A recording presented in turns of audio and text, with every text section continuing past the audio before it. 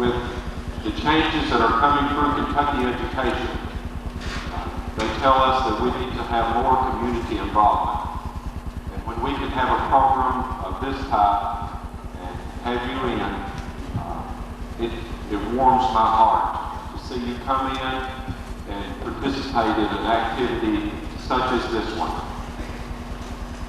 I feel, we've been having this program for several years now, and I feel that this is the best assembly program that we offer to our student body. It gives them an opportunity to experience patriotism, school pride, and to hear a little bit about the freedom that we do enjoy here today. I want to extend a couple of special recognitions at this time on my behalf. We have the opportunity this morning to have with us 2 World War I veterans. And I feel it's a great honor that we have those men with us. That's Mr. Willie Douglas and Mr. Ashley. I'm not sure what his first name is, but we're glad they're here. I want to also extend to Senator Walter Baker a special welcome. We're very honored that he was here to be with us today. At this time, the Kentucky National Guard will present our colors under the direction of Lieutenant Danny Davis.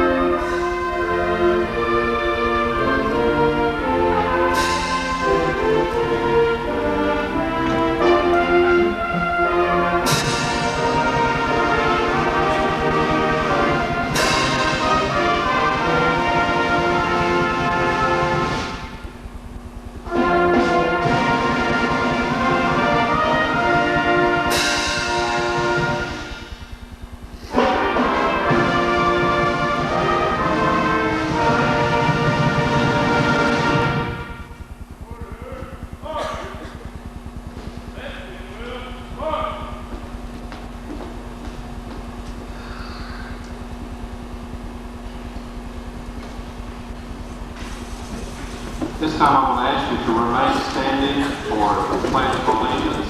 I do want to make a comment that those 3 young men that presented colors are 3 seniors here at Edmonson County High School that went through basic training last summer and will begin active duty when they finish their schooling. And we are very, very proud of them today, and I want them to know that. At this time, I'm going to ask Mr. Dale Gray and Mr. Jim Luttrell to come down and along with me say the pledge to the flag. These 2 men have been with our school system for many, many years, and this, as of now, unless plans change, they do plan to retire at the end of this school year, and this will be their last Veterans Day assembly. And I want to ask them to assist me in the pledge to the flag. I pledge allegiance to the flag of the United States of America and to the republic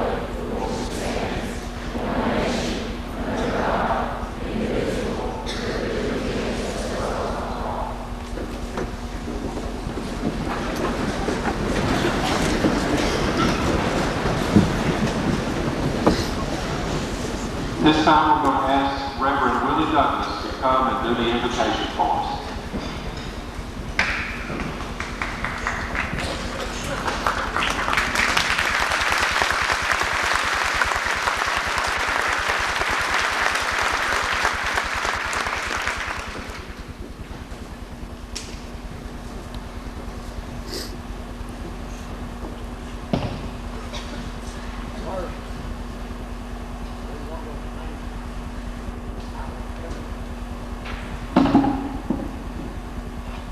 That we've had another opportunity to meet with our friends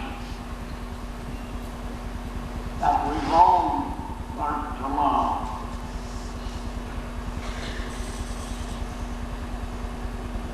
And as we see these young fellas can step around pretty good, we used to do that too, 75 years ago today. I was wading the mud up to the Rhine River, getting ready to cross over into Germany when the men come through the celebration. War, we thought at that time was the last one that ever have to be fought. And we ain't had any peace since. But I'm glad I'm here with you. And we're going to go before God with a prayer this morning. You've been so good to us today. Our gracious Heavenly Father, we come to you today upon this sad occasion of which, in commemoration of those of our loved ones that we've had to give up and to leave in a foreign land, to ask your blessings upon their children, their parents, and those that have to give them up, Lord. And we ask you to bless each one that have come to Brownsville this morning to be with us. And may they look to you for guidance as they go down through this life. Because we thank you for the knowledge, for the understanding that thou give us as we go to guide our footsteps as we travel down to the end of this toilsome journey of which we thank we hear, Lord. Bless this school and these children that are trying to learn. May they, as they take the place of movement, may they be more qualified to take and to operate our nation in such a way that you will pour out them blessings upon us on down. We thank you again for this coming together and for the privilege of being able to be here. We may have to hold us something to stand up, Lord, but we thank you for guiding our footsteps anyway, and give us knowledge and understanding how that we can be better children, that we might be entitled to some of them great wonderful promises that you made to your created Lord. And years that passed and gone, bless those men that sailed the seas, Lord, and come to this country and make one of the greatest nations. Being blessed by you greater than any nation that we have record of. Help us to live humble from day to day. Give us knowledge how we might be pleased to please you and those of our friends. Help us to be at peace, if it could be possible, Lord, that our children will not have to go into foreign land anymore. Guide us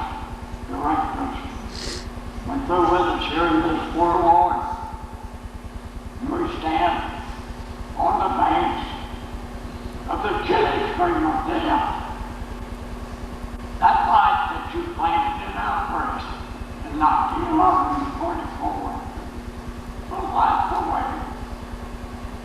And the hand of God just poured so over the chilly stream of death and landed on the banks of sweet deliverance, where my Savior said He built a castle for us, and He'd come back and receive us and take us. Thank you, Lord. That's the place. In the name of Jesus, and Lord is saved. Amen.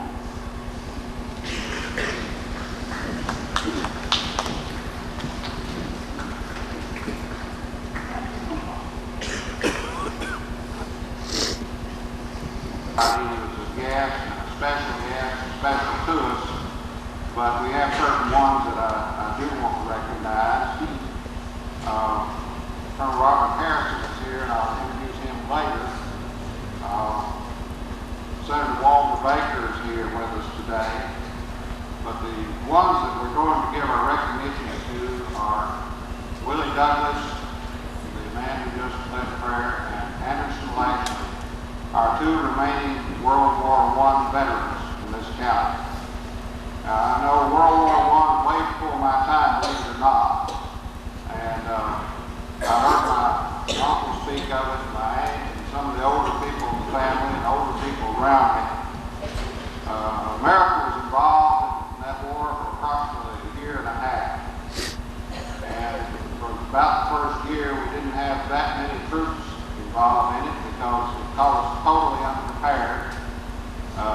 We were unprepared again in World War II, and maybe if we'd been better prepared, maybe these two men and the ones that went with them wouldn't have had it so hard.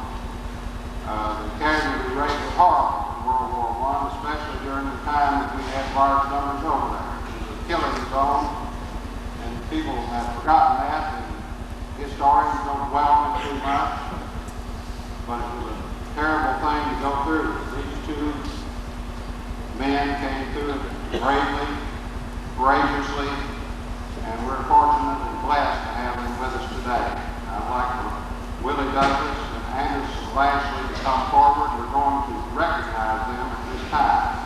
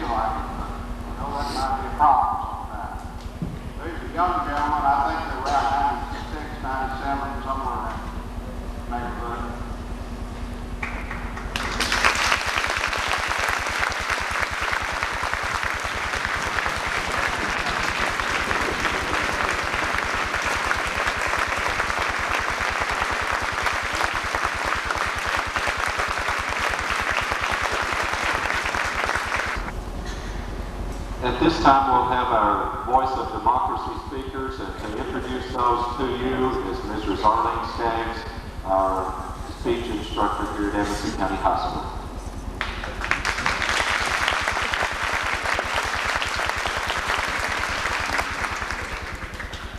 It's my privilege today to introduce to you the Voice of Democracy winners, and the three chosen were from 16 entries from grades 10th, 11th, and 12th.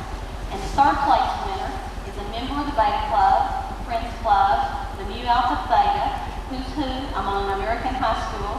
She's the daughter of Terry and Janice Watt of Cleveland. Now presenting you Ms. Christina Watt.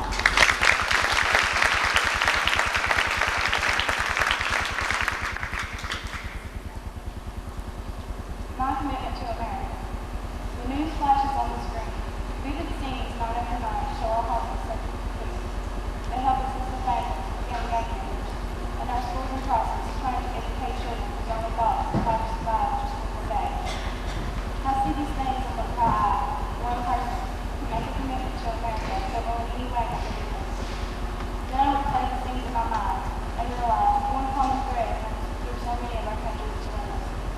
The young people of America must make a commitment to get concerned and to create the kind of nation that so many in the past have given their lives for. My commitment to America begins where America begins, with its young people. And whatever career I choose, I have to exert my strongest influence on the youth of America. Not only through my example, but in any way I can strengthen their belief in the American way being the only way to live. We must be taught at a very young age that is the rights and freedoms they have. Some freedoms demonstrated as citizens. Others, such as the right to vote and take part in government, are acquired with age. A strong belief in the fact that every single American must make a commitment to the America of the future is a fundamental children need to be taught.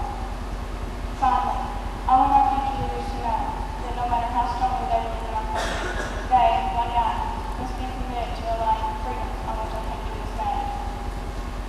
The foundation of our country, based on rights for all, a strong military, and above all, freedom, are not antiquated. Today we need to recognize the rights that belong to them, but also the boundaries where their rights end and others' rights begin. Our military forces and all the pride and systems have them need to be reestablished by using more of their strength here in America. America needs to rebuild the mother image it once had of the loving lady who takes first for her home. And lastly, freedom, one of the most taken for granted privileges of Americans, needs to be shown as the basis of true life. Without it, we can exist but not truly live. When I think on these things, I see my commitment clearly. I must exercise my rights and freedoms without infringing on the rights of others. I must vote for leaders who support a strong military force and plan to use some of their power here to strengthen America. And finally, I must make a commitment to show pride in the fact that I live in the greatest nation in the world.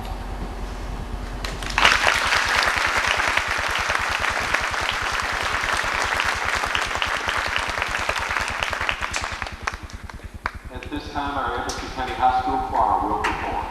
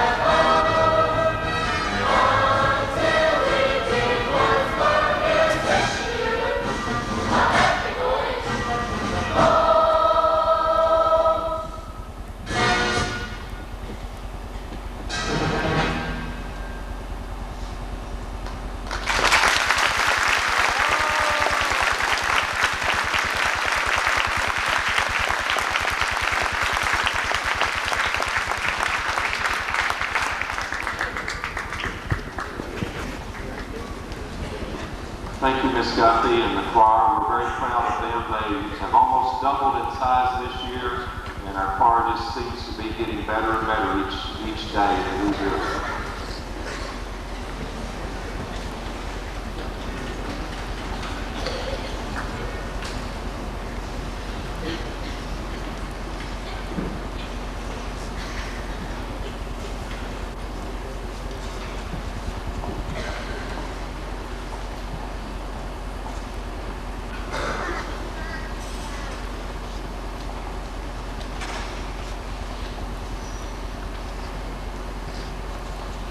The second place winner of the Voice of Democracy speech contest is a member of Pep Club, Friends, Beta, MAC, Student Government, and Peer Helpers.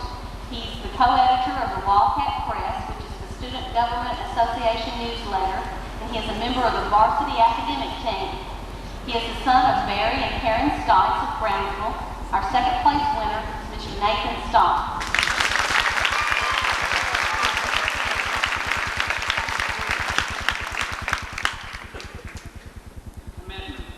What are they? According to a dictionary, a commitment is a pledge or promise. To me, commitment should be solid, yet daily people make commitments and think nothing about them.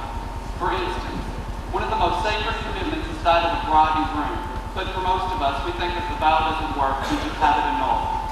All of us will, sooner or later, have to make a major commitment that will change the course of our lives significantly. One of those commitments will concern our future and destiny in America. What can I do to help our future country?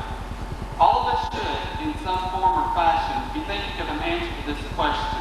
There are many solutions that will benefit both our country and our futures. It is hard to believe, but the fact is, we are America's future, and it is up to us to make the best of it. I hope to secure and protect Our Lady of Liberty by helping out with the medical problems facing our nation today. I plan to go to college and medical school after my years here at the high school to help ensure the health and stability of the United States of America. I believe it is my duty and job to give back to the community and nation what they have given me: life, liberty, and happiness. Many great people in America's past have made wide-ranging contributions to our country's future. George Washington is an excellent example of one of those great people. He set precedents that still stand today in our nation's capital.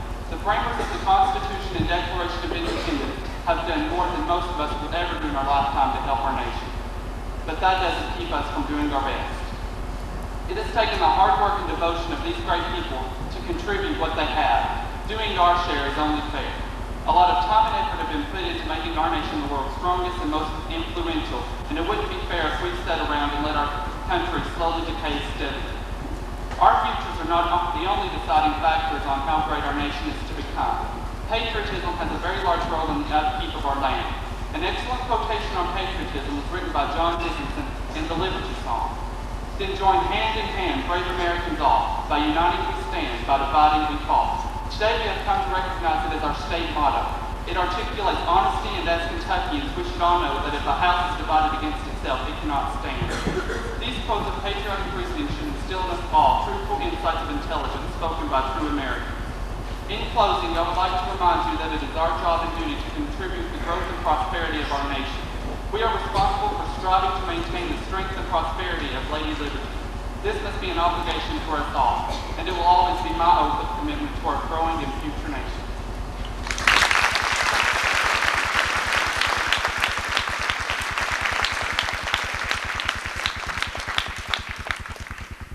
Now turn the program over to Mr. and the Edmonson County High School Band in Blue.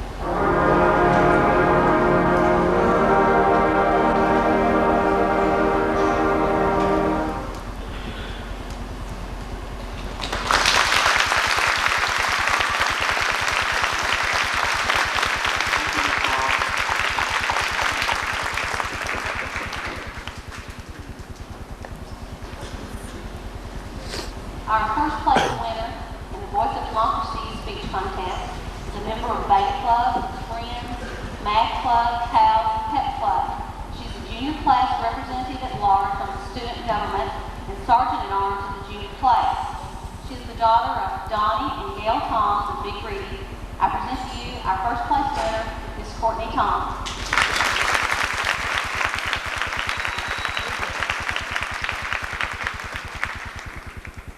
My commitment to America. My voice is a small whisper compared to the previous speeches that have fallen upon American ears.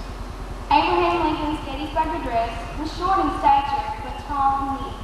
He fought for the rights of his people so that they could be free.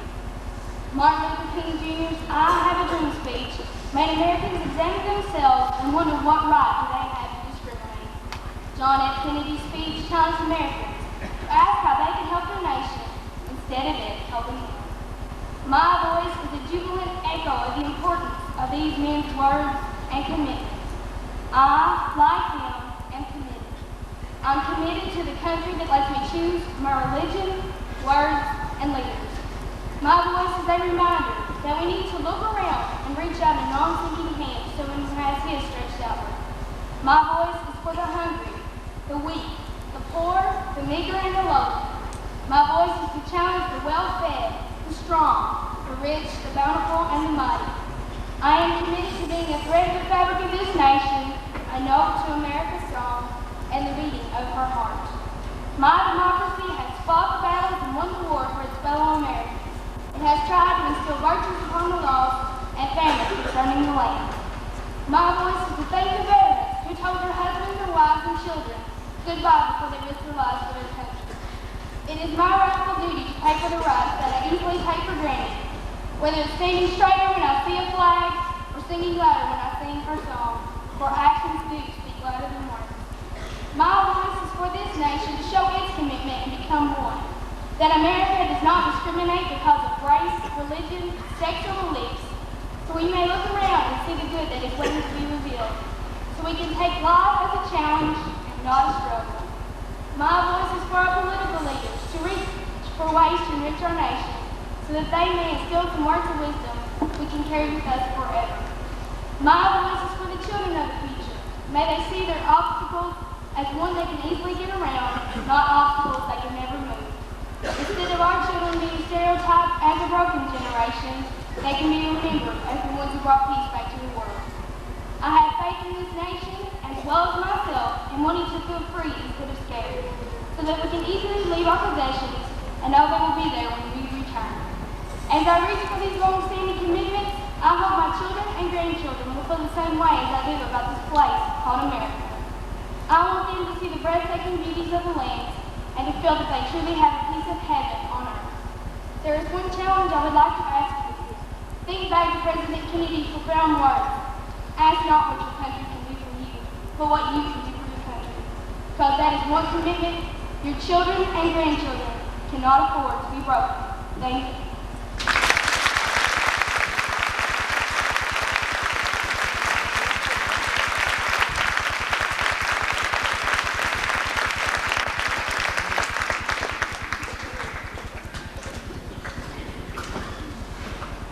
Thank you, Christy, and Nathan and Courtney. The job's well done. Those were very good. We appreciate the effort that you put into those. And I'm not sure if when I was in high school if I could have done that, but I'm very proud of those students. We're going to ask Mr. Noreen to come forward now and recognize our special guest speaker. Thank you, Mr. Stice. Before I do that, there's one little thing I want to point out to everybody, the speakers and everybody else. Several years ago, when we were having this ceremony, Ms. Terry Logan told me about an old custom that they used to have before World War II came along. And everybody still remembers World War I, that at precisely 11 o'clock on Veterans Day, and they used to call it Armistice Day, everybody would stop whatever they were doing and have a moment of silence in memory. And we've revived that custom here the last several years. We've done just that.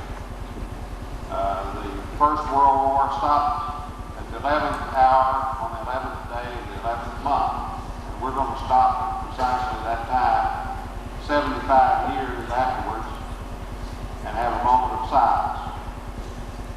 So if I interrupt the speaker or whoever, you'll understand why. I hope my watch is correct. We'll go by it, I suppose. And I just want to let you know, some of you may not be aware of it. Now, our speaker is a longtime friend of mine.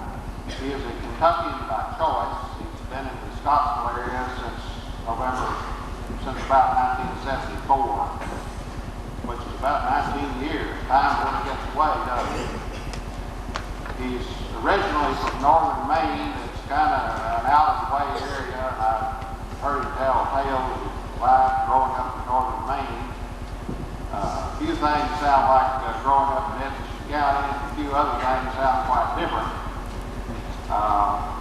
He went to his undergraduate school at University of Maine, graduated in 1966, and then he moved south. He went to law school at the University of Washington in Lee in Virginia, and I think it was while he was there he met a young lady by the name of Margaret Blair, and they got married. And then he went in the Army on active duty in the Judge Advocate General Store, which is the lawyer's branch of the Army, court martials, claims, and what have you, and spent 5 years in that. And that's where I met Bob. And since that time, since he came off active duty, he's been active in the Army Reserve. Now, we have an Army Reserve, reserves for other services, so that we'll be prepared in case there's another war. We hope we'll never have one, but you never know. And Bob is now a full colonel. He is now the staff judge advocate of the 125th Army Reserve Command. Now that's a command about like an Army division. They got a 2-star general, and they got units all over Kentucky and Tennessee, and a number of those units got called up and went to the Desert Storm, went to war. Bob didn't actually go, but he spent a lot of extra time because the ones that didn't go, they stayed extra busy, helping everybody else get ready to go. So he did a lot of support for that, and of course his active duty time was during the Vietnam era, and we needed a lot of help back then too.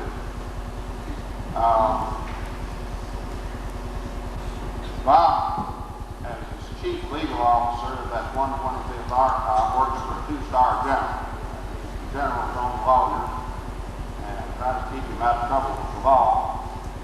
And we appreciate Bob coming over here. So I want you to welcome Colonel Robert E. Harrison.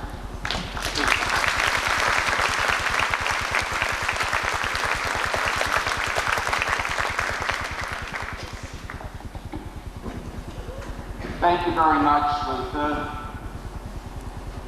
It indeed is a privilege and a pleasure to be here in Edmonson County today. As Luther indicated, I come from an area in rural Maine not dissimilar to Brownsville, the village I am from, about the same size as Brownsville, and I have always enjoyed visiting Luther and his family here in Edmonson County, and of meeting a number of people over here when I visit. I also remember back a few years ago how delighted I was to travel up to Louisville and watch Edmonson County win the state basketball championship. This is indeed a special day. Superintendent Webb, Principal Stice, Commander of the VFW Hastings Post is 6937, Commander Willis of the EAB chapter, the Voice of Democracy winners, the men and women of the armed forces who are here today, the members of the chorus and band, the students, and ladies and gentlemen.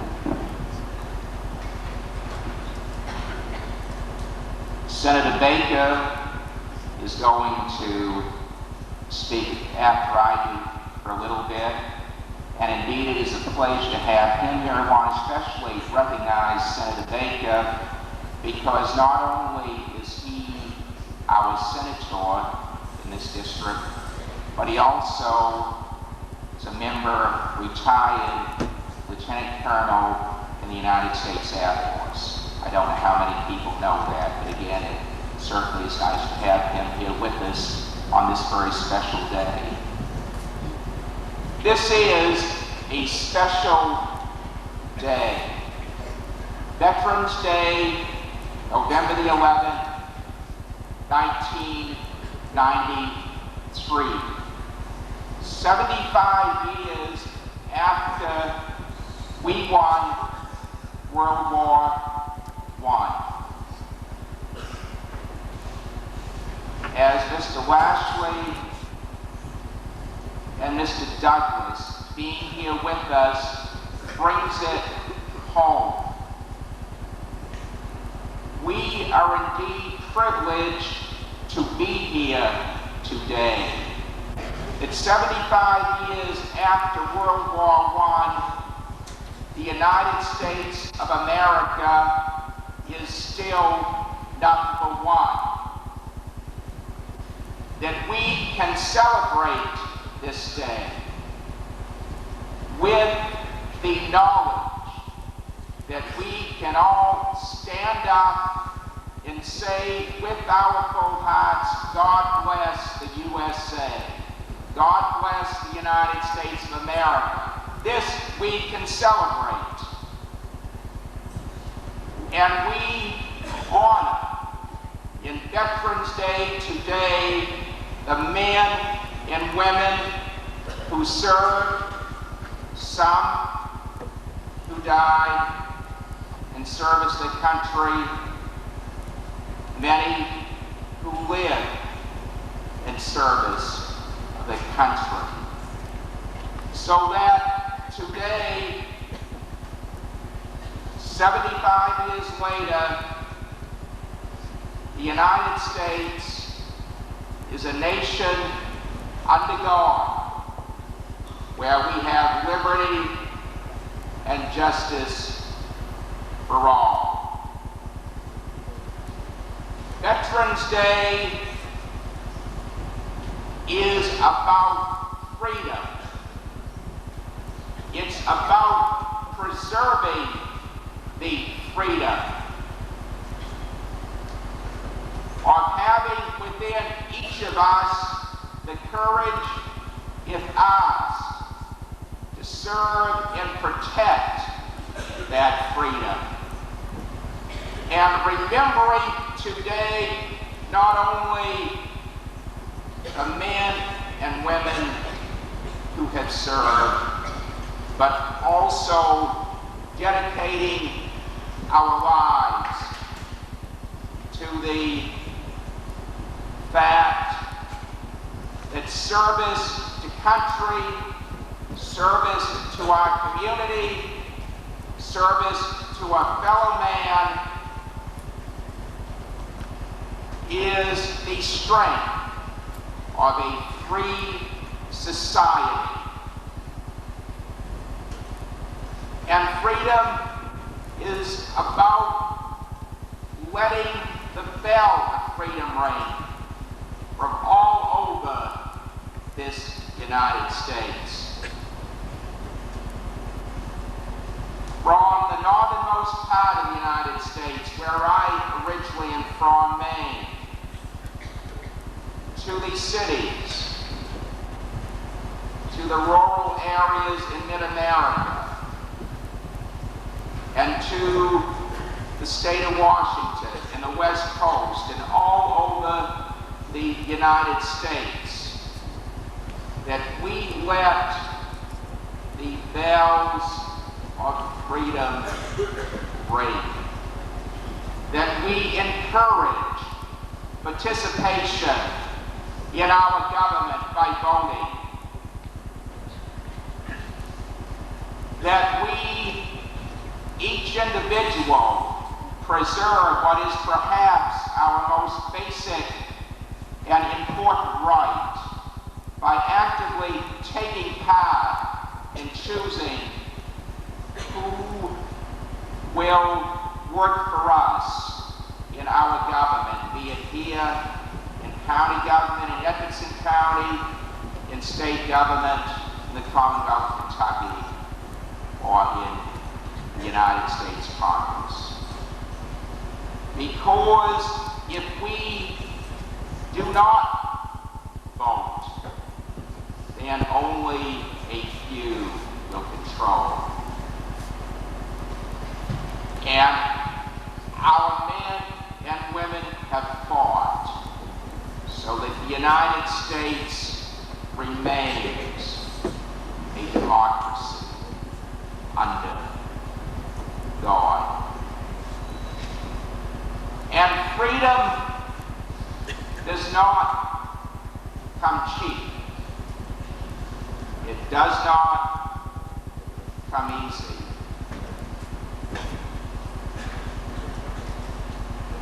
The fact that we are privileged to be here today, that we are privileged as students to attend this school, that we are privileged as citizens to go to the local store and talk with each other, or to go to the mall and shop freely, that we are privileged to have a newspaper, that we can discuss, you and I, freely, our different opinions upon a particular topic. That has not come cheap. That has come with the courage, with the blood, with the lives, with the sacrifice, liberally, of limbs by those veterans who from the time of the Revolutionary War through World War I,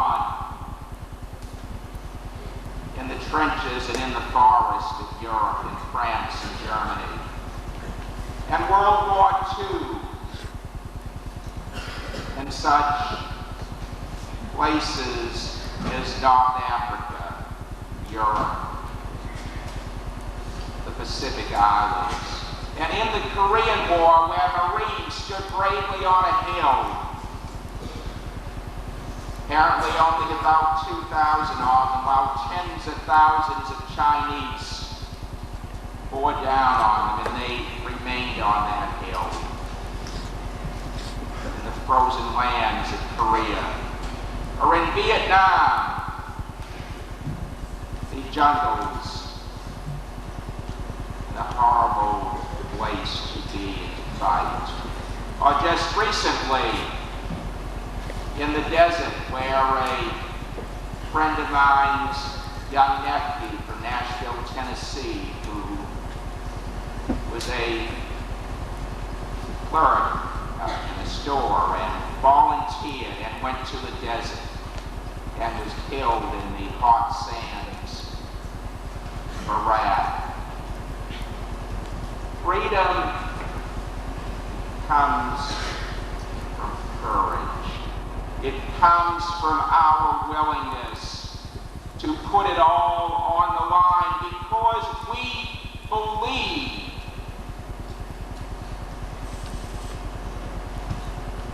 that one nation under God shall stand and preserve liberty and justice for all. Many of you here may remember, and some of you students may have read some of the books of Ernie Kyle, probably America's most noted war correspondent during World War II. And he said this really better than, certainly than I can, and can most people as he rode after the North African campaign in 1943. The American soldier will carry war from one battlefield to another until it is all over, leaving some of us behind on every beach and every field. Why some of us died and some of us live, nobody knows but God. But those that died allow the rest of us to go on. There is nothing we can say but thanks, pal. It is because of you that your mother, your girlfriend, your sister, your grandparents are sleeping tonight with the curtain of freedom over their heads. Ernie Pyle, 1943. 1945, as many of you know, Ernie Pyle died of Japanese machine gun fire in Okinawa. Maybe some of you World War II veterans knew Ernie Pyle, who are here today. Today, November the 11th, 1993, we sit here in freedom,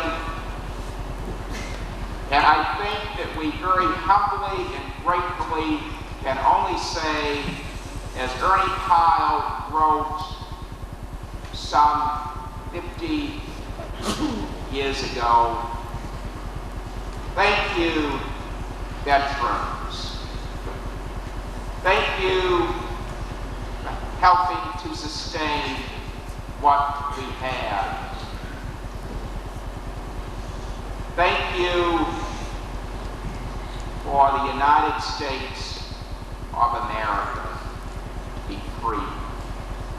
One nation under God, indivisible, with liberty and justice for all. Thank you very much for having the privilege.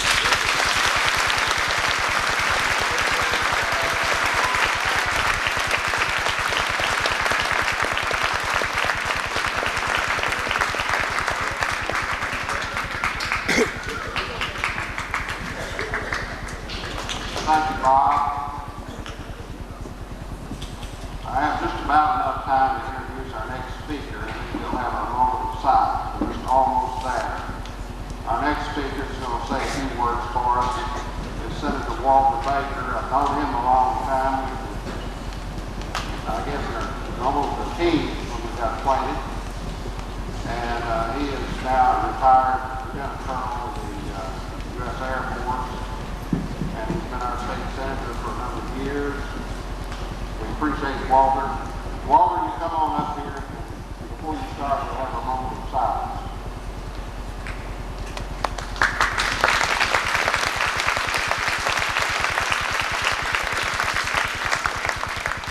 It is now 11 o'clock, the 11th hour, the 11th day of the 11th month. Let's stand and bow our heads and have a moment of silence.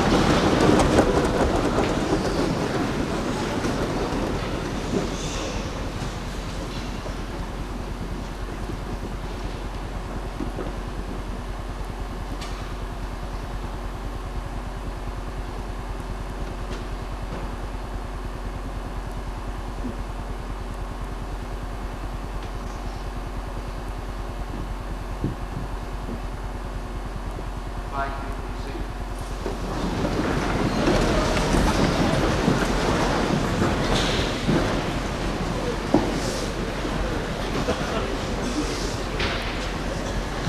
I'm privileged to join the others here today in this celebration of the 75th anniversary of the conclusion of World War I. And this occasion when we honor all those of all the various conflicts that have served our nation. Many of them have given their lives, others who've been wounded, others who happily have returned home to their lives. very small boy when World War II began, about 4.5 years old. I can remember that Sunday afternoon, standing beside my father, who was seated next to the old Philco radio, when the word came across the newscast that the Japanese had attacked Pearl Harbor. I can remember as a young boy just entering school, the war years of World War II. We had a neighbor just down the road from us in Columbia. She was a lady who could not read or write. She had a son who went off to serve in the Army, was sent to Europe. And I remember she would receive those letters from her son. And each time she did, she would bring them to our home. She would open them and my mother would read them to him. And I can remember as a young child, a letter from this son in which he had sketched out on the flimsy sheet of print the outline of his town. That's etched in my memory and will be to the day I go on. He did not come home. He was killed, buried near Epinal in eastern France. Years later, I had an occasion to go to the cemetery, look up his grave, say a prayer, thanksgiving for what he did, his contribution. We think on this day of Armistice Day, Veterans Day, of the veterans of the major wars, World War I, Mr. Lashley and Mr. Douglas here, who symbolize those thousands of Americans who went off to France and Germany in that war to end all wars.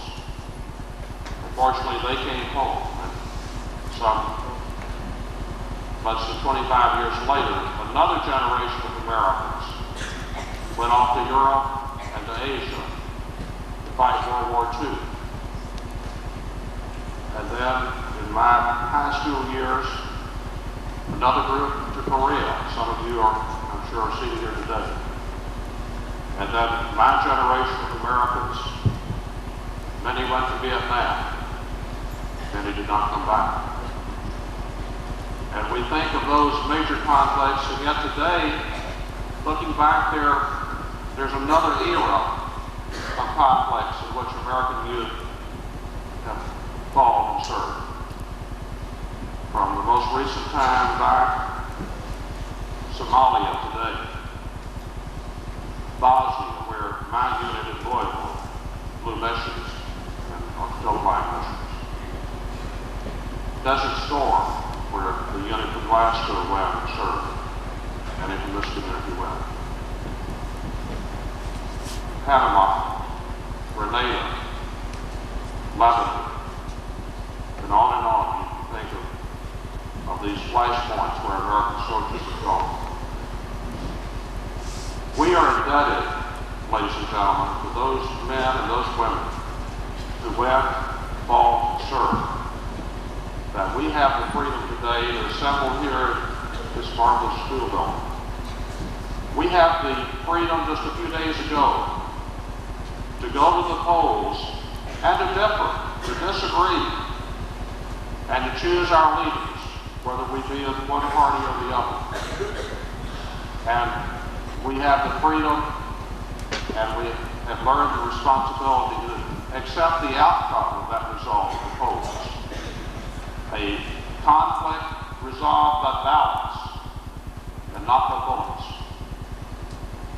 A system of government that espouses freedom and not slavery. So I join you today in saluting all of those Americans who have given so much that we might have this basic freedom that many people in the world have not had. Unfortunately, many people in the world are beginning to experience. Eastern Germany, all through Eastern Europe, now even into the states that made up the former Soviet Union. But the freedom they have today and the freedom that we have today is because of the contribution that many of you sitting out there made and the contribution that these two who preceded us made. This generation of high school students sitting up here may be a generation that enjoys peace through their entire lifetime. I hope they do. Our generation was not one that was so fortunate. But every day of peace that you have, somebody paid for. Somebody bled for. Somebody died for. And I hope that as you go forth to this high school and into the community, colleges, into the life of this Commonwealth, this nation, that you will not forget the debt that somebody else paid for you, and the obligation that you in turn owe to generations that will follow you, to preserve freedom and to preserve the constitutional rights that we all enjoy and all too frequently take for granted. I hope God will forever bless this nation. I hope He will guide, lead, and watch over each of us here today. And I join all of you in saying thank you for a job well done for those who gave us this freedom and those who went out and sacrificed to preserve it.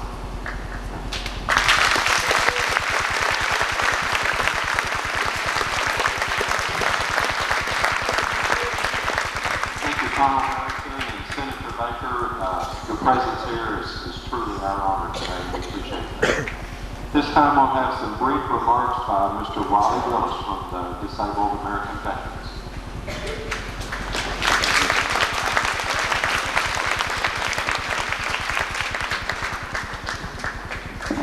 Ladies and gentlemen, honored guests, privilege, the honor and privilege to be a part of what goes here today. Senator Walter Baker, Colonel Harrison, Luther. I'd like to say I believe the crowd is getting bigger every year. I'm real happy with what I see here today. And I would like, before I go any further, to say, especially to you young folks up there, I believe if you think about this, quite possibly a historical event. Don't know if you've really thought about it.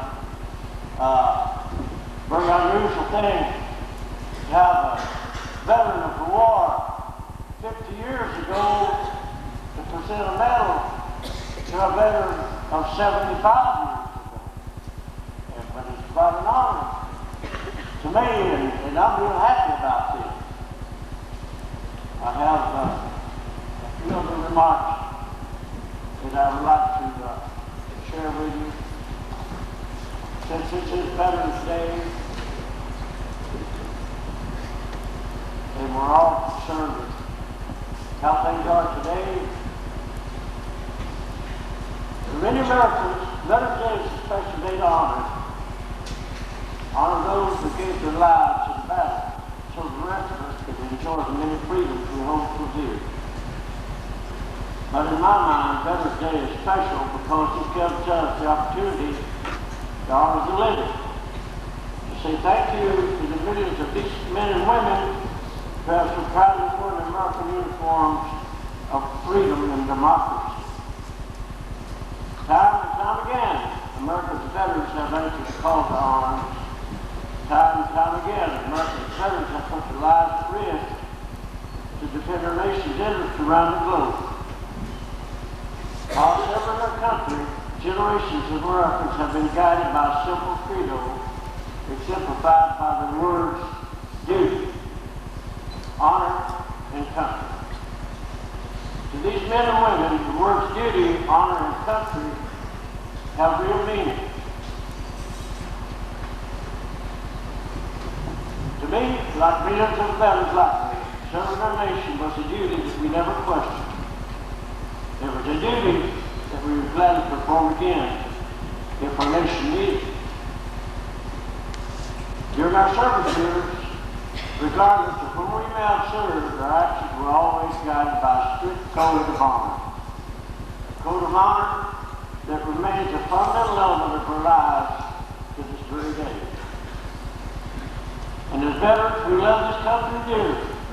We stand behind all the good that our nation represents.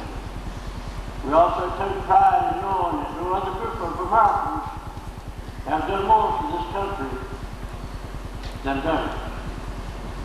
So on this Veterans Day, let us vow to do our duty to honor America's living veterans for all they've done for our country.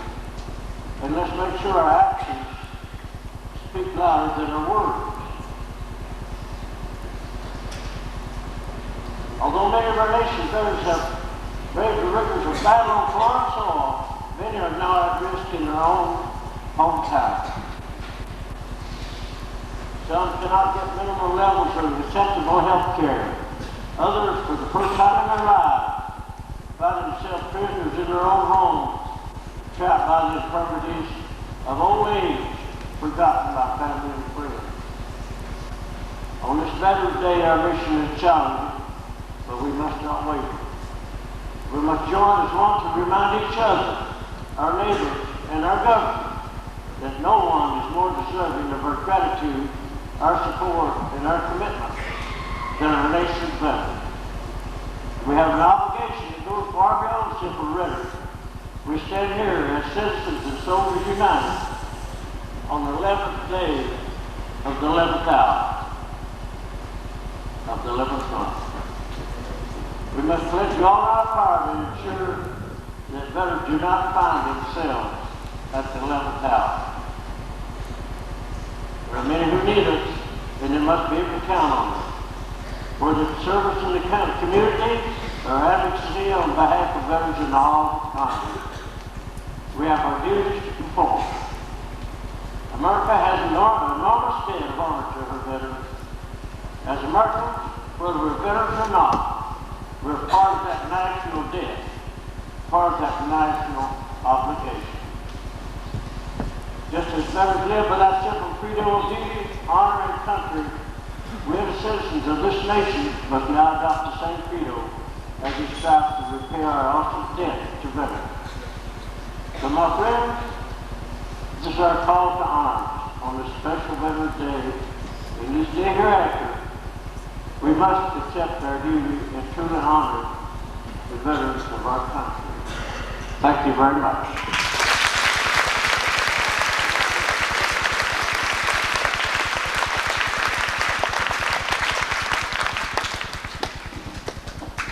Thank you, Mr. Willis. We'll now have a special song by Mr. Ed Moody.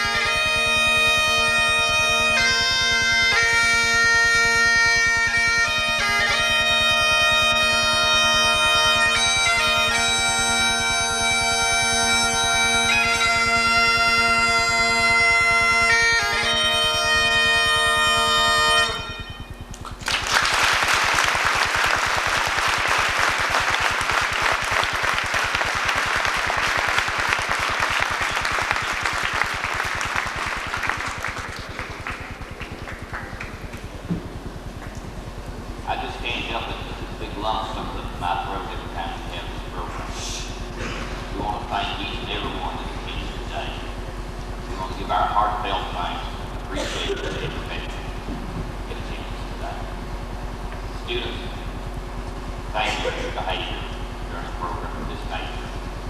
We're proud of you. We're proud of our students. We're proud of our students on it. When this program is over, we'll go to our fourth period classes after a short break. But we ask you to be real quiet before the finishing up the program.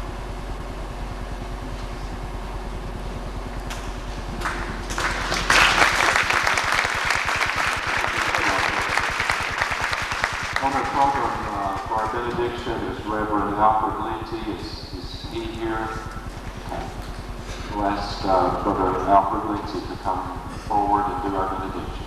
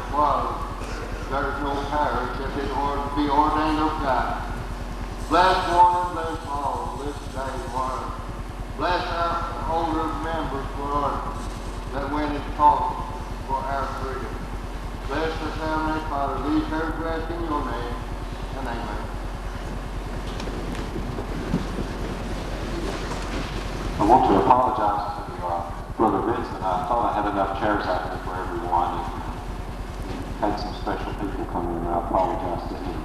I ask you to remain standing as our Edmonson County High School band just taps. And salute.